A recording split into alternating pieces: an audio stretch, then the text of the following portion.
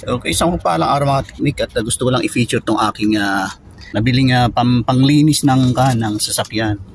Battery operated na spray. Nagkakahalaga lang ng 6.9 mga teknik. 6.9. So actually dati meron na akong ganito, pero palaging nakakabit sa sasakyan yung 12 volt port niya. Pero this time battery operated. So nasubukan ko na siya, na-try ko na siya. Maganda naman, okay naman na panglinis sa sasakyan. Alternative. Yan. Itong hose na to galing na dun sa luma ko kasi ito yung hindi ko tawag dito, hindi ko nagustuhan sa feature nila dahil yung hose na gamit napakanipis, madaling mayupi.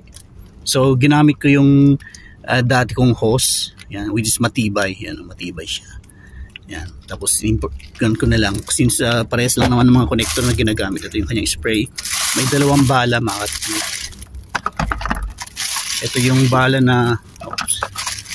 bala na isang straight, isang kan lang yan, isang linya lang ng tubig. At saka ito naman yung madalas na ginagamit ko dahil medyo mas malaki yung nasasakop niya pagdating sa kan. So ayan, madali lang siyang palitan. Okay, tapos ito yung lagayan ng sabon. Yan. Okay, so try natin. Tapos ang maganda rito mga teknik, yung kanyang baterya. Ito, hinihiwalay ko yung baterya kasi niiwan ko to sa sasakyan dahil walang space sa bahay. Ito yung kanyang charger. Yan. Ang kanyang charger is 21 volts, is napaka-special po yung kanyang charger, kaya hanggat maaari sana iwas masira to.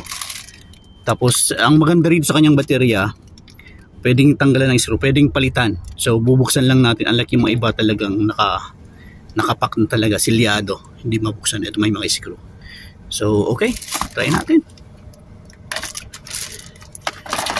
Plug natin. Ayan. So dito gamit ko isang balding tubig lang. Kaya mga teknik, set up natin siya. Ang dali lang i-set up mga teknik. Ito yung ating hose. Ayan. Iwan na natin yung pinaka kanya dyan sa tubig.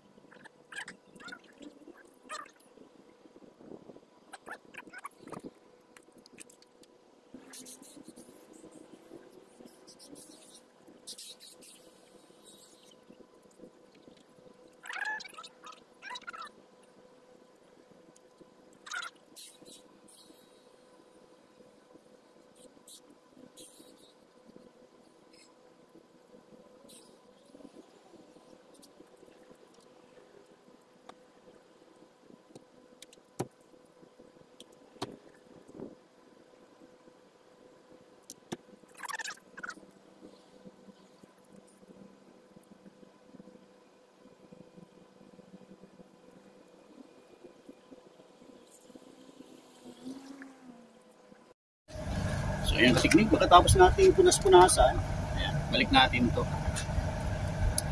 Kailan natin yung adapter niya, kalimutan.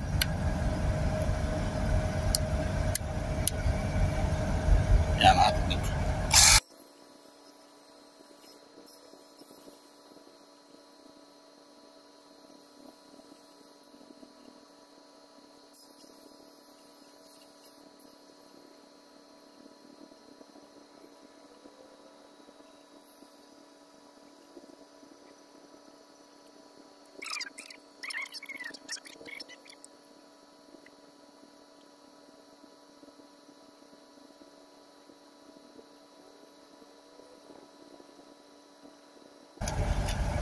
Yan mga teknik, done na po tayo.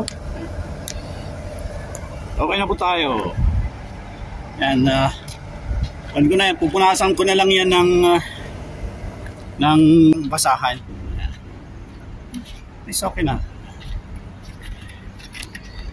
Yan. Ang maganda lang dito mga kating, medyo matipid pa siya sa isang timba lang ang nagamit ko.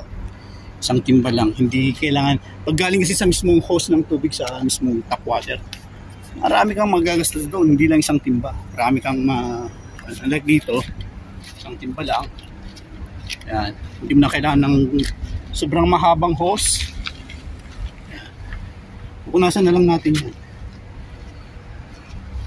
Okay, so hanggang dito na lang tayo mga kating. Hanggang mag-dry na po yan. Punasan ko lang ng basahan. Then, good na tayo.